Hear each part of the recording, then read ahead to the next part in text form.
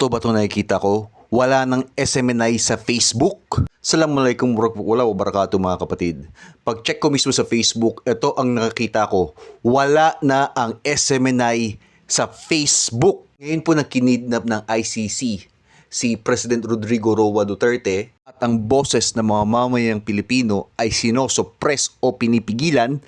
Ano po ang magiging mata ng mga taong bayan now na ang mga influencers rin po ay pinipigilan po ang kanilang mga boses? Ito na po ba yung, let's say, katapusan na po ng freedom natin?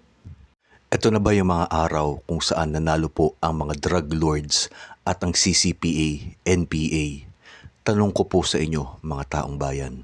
Isa pang malaking tanong, kolonila ba tayo ng mga puti?